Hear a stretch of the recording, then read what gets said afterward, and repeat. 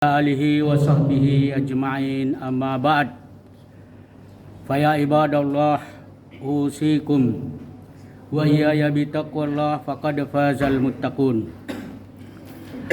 Hadirin jamaah Jumat rahimakumullah. Marilah kita senantiasa bersyukur kepada Allah Subhanahu wa taala atas nikmat yang dikaruniakan kepada kita,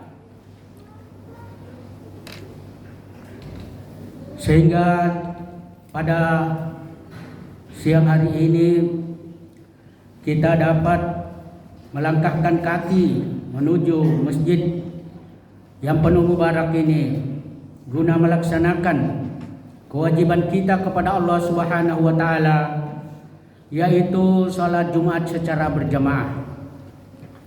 Salam dan salawat kepada Nabi kita Muhammad sallallahu alaihi wasallam beserta seluruh keluarga, sahabat dan tabi'ut tabi'in dan para pengikutnya yang setia sebagai rahmatan lil alamin, juga sebagai uswatun hasanah, dan juga sebagai basyiran wa nadhiran.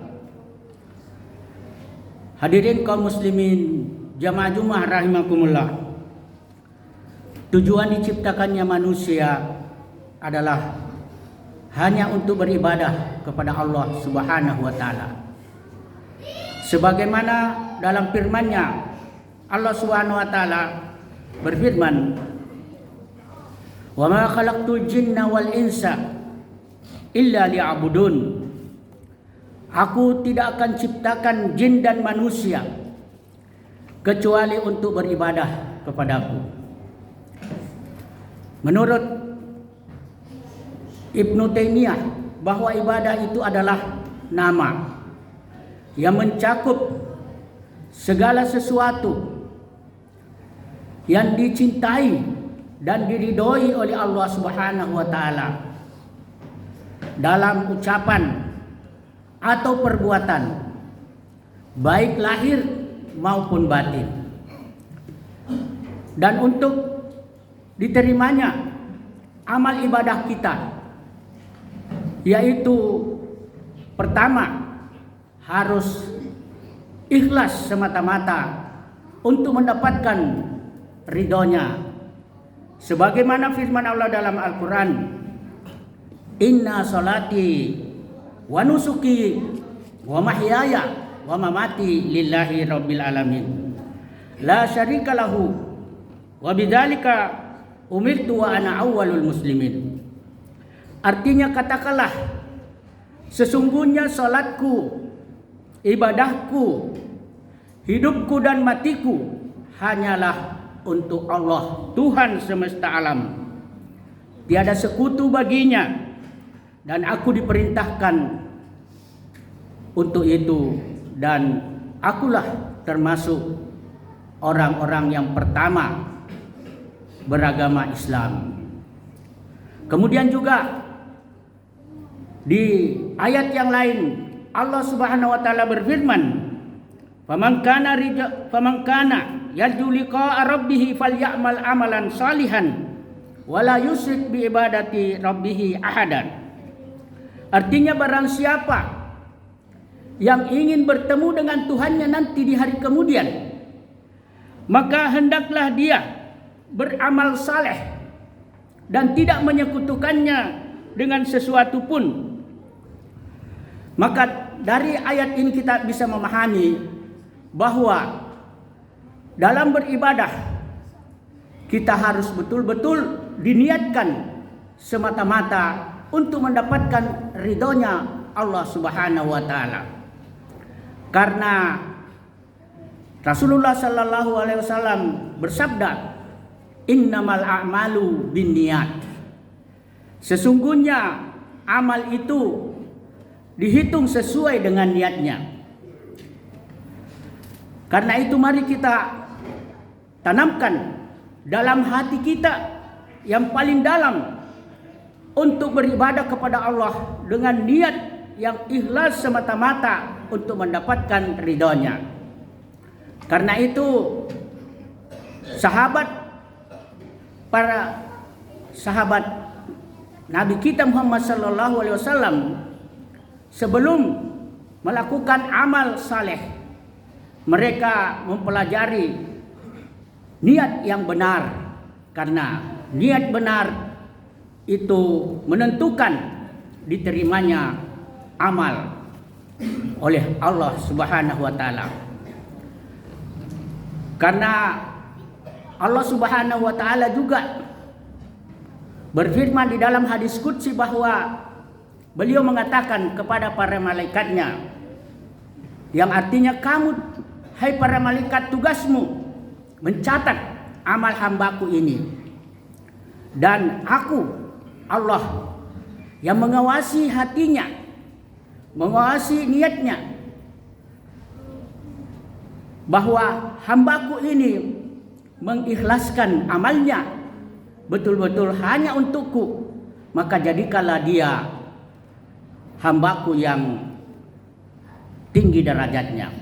Karena itu niat itu sangat diperlukan di dalam beramal. Karena ada 3 orang yang pertama kali dihempaskan ke dalam api neraka disebabkan karena niat yang keliru, walaupun mulutnya mengatakan saya beramal karena Allah. Yang pertama adalah orang yang bersedekah, lalu ketika di akhirat ditanya oleh Allah Subhanahu wa taala, untuk apa kamu bersedekah? Maka dia menjawab, untukmu ya Allah. Maka Allah mengatakan, kamu berdusta.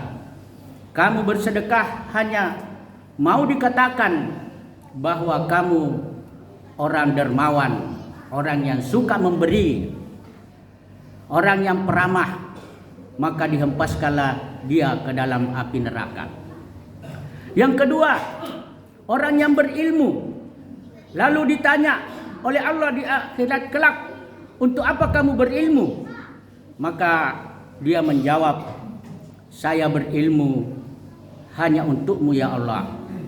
Maka Allah tahu niat dalam hatinya dan mengatakan, kamu berbohong. Kamu berilmu hanya dikatakan supaya dikatakan alim, cendekiawan, orang pintar, dan seterusnya. Kemudian yang ketiga, maka dihempaskanlah dia ke dalam api neraka pertama kali. Yang ketiga adalah orang yang berperang di jalan Allah Subhanahu wa taala. Maka ketika di akhirat ditanya oleh Allah, untuk apa kamu berjihad? Maka beliau menjawab, saya berjihad, berjuang di jalan Allah hanya untukmu ya Allah. Lalu Allah mengatakan, kamu berdusta. Kamu berperang, berjuang di jalan Allah hanyalah untuk dikatakan bahwa kamu adalah pahlawan yang hebat. Maka dihempaskanlah dia ke dalam api neraka. Na'udzubillahi min dzalik. Maka mari kita perbaiki niat kita supaya amal kita bisa diterima oleh Allah Subhanahu wa taala. Yang kedua, amal kita harus sesuai dengan tuntunan syariat, yaitu dari Al-Quran dan hadis Nabi kita Muhammad sallallahu alaihi wasallam. Karena Rasulullah sebelum meninggalkan dunia yang fana ini, beliau menyampaikan pesan, taraktu fikum amrain ma in tamassaktum bihima lan tadillu abada, kitabullah wa sunnati. Saya tinggalkan padamu 2 perkara. Apabila kamu berpegang teguh kepadanya, maka kamu tidak akan sesat untuk selama-lamanya, yaitu Al-Quran dan sunnahku.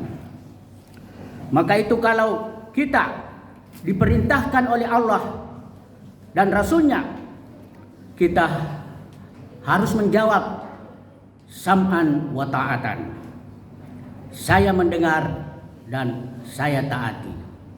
Bukan seperti apa yang dikatakan oleh orang Yahudi, orang kafir, orang munafik, mengatakan sami'na wa asaina, kami mendengar tetapi kami tidak mentaati. Allah Subhanahu wa taala berfirman di dalam Al-Qur'an surah An-Nur ayat 51. A'udzubillahi minasyaitonirrajim. Innama kana qaulul mu'minina idza du'u ila Allahi wa rasulih liyahkuma bainahum ayyaqulu sami'na wa ata'na wa ulaika humul muflihun.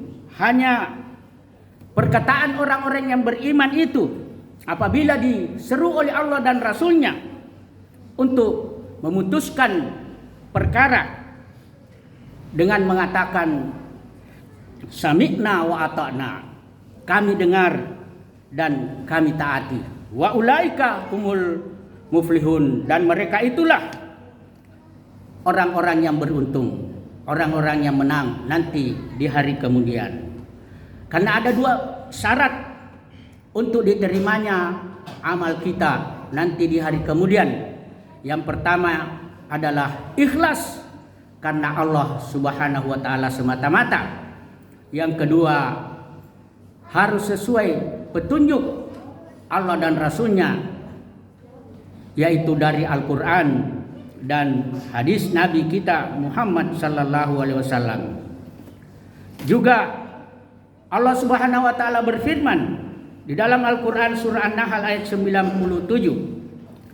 Man amila salihan min zakarin wa unsa wa huwa mu'minun falanuhyiyannahu hayatan thayyibatan wa lanajziyannahum ajrahum bi ahsani ma kanu ya'malun.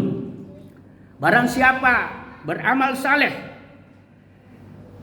baik laki-laki maupun perempuan, maka kami beri kehidupan yang baik dan kami balas perbuatan mereka dengan pahala yang terbaik dari apa yang kita kerjakan. Di dalam beribadah ada dua macam. Pertama adalah ibadah mahdah, yaitu ibadah khusus, hablun minallah. Dan ada namanya ibadah umum, yaitu hablum. Pertama ibadah khusus yaitu hablum minallah, hubungan dengan Allah, hubungan vertikal antara hamba dengan Tuhannya. Yang kedua ibadah umum yaitu hablum minan nas, hubungan horizontal, yaitu hubungan antara sesama manusia.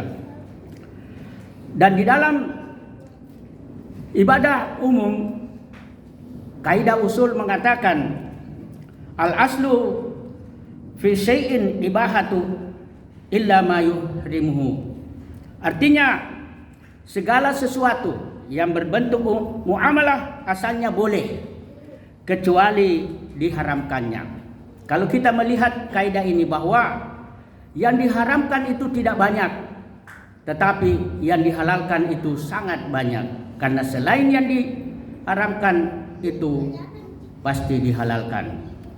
Adapun kaidah yang berkaitan dengan ibadah khusus, sebagaimana dalam kaidah usul dikatakan al-aslu fil ibadati haramun illa ma syuri'a. Artinya segala bentuk ibadah pada asalnya haram kecuali yang disyariatkan. Maka itu kita harus bisa membedakan mana ibadah mahdah, ibadah khusus, dan mana ibadah umum, yaitu hablun minan nas.